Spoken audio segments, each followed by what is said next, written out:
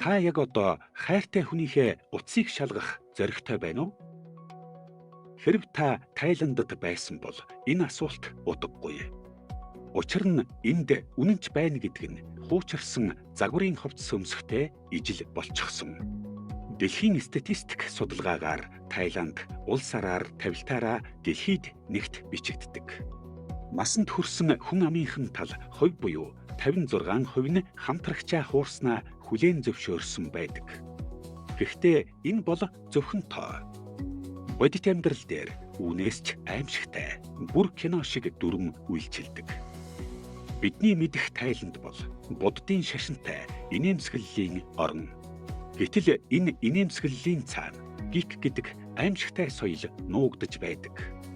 Гик гэдэг нь найз биш, амраг биш, ирээдүй байхгүй, зөвхөн зугаацхад зориулагдсан хүн.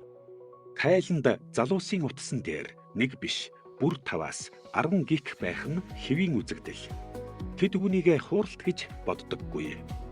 Зүгээр л сэтгэл хөдлөлөө удирдах нэг арга стрессээ тайлах хэрэгсэл гэж хардаг. Хамгийн галзуу нь юу гээч? Тэд гикээ гэр бүлийнхэнтэйгээ танилцуулж, хамт хоол идэж, зугаалж чаддаг.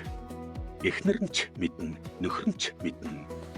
Гэхдээ хэн ч юу ч хэлдэггүй. Энд чимээгүй байх нь хамгийн том алт.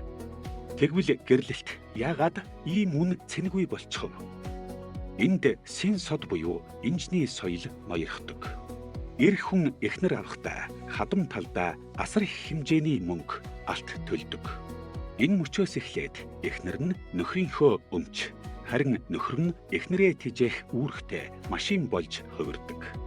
Мөнгөөр баталгаажсан харилцаанд хайр 2 дугаарт тавигдана. Тиймээс баян Тайланд эрчүүд Мя Лонг буюу албан ёсны эхнэрээ гэртээ залчхаад гадуур Мя Ной буюу баг эхнэрүүдтэйгээ жаргаж явдаг. Мя Ной байна гэдэг ичвэвтэр зүйл биш. Харин ч санхүүгийн эрх чөлөөнд хүрэх, тансаг амьдрах боломж гэж хардаг охид олон. Эр хүн хэдий чинээ олон эхнэртэй байна. Төдий чинээ нийгэмд эзлэх байр суурь нь өндөр байдаг гажиг тогтолцоо энд л бий. Бас нэг сонирхолтой өнцөг бол Тайландын нийгэмдэх эмэгтэйчүүдийн давмгайлал. Тайланд эмэгтэйчүүд маш хүчрхэг, бие даасан байдагч хайр сэтгэлийн асуудал дээр нүдэ аниад өнгөрөх хатуужилтай.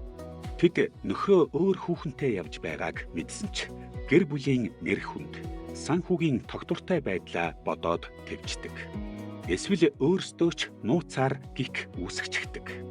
Санук буюу амьдралаас таашаал авах ёстой гэсэн Тайланд философийн ёс суртахуунаас дээгүүр тавигддаг хэрэг. Тэд үеийн үрд итгэдэг болохоор энэ амьдралд бид бие биедээ өртөө учраас ингэж амьдарч байна гэж өөрсдийгөө зөвтгөдөг. Эцэст нь энэ бүхэн хайр уу? Эсвэл зүгээр л бие махбодын хэрэгцээ, мөнгөн дээр тогтсон жүжиг үү? Тайландд үнэнч байна гэдэг нь сонголт биш, харин боломжгүй зүйл мэт санагдана. Хэрв таны хамтрагч танд хайртай мөртлөө өөр хүнтэй зугаацаж, түүнийгээ зүгээр л гик гэж тайлбарлавал та хүлээн зөвшөөрөх үү?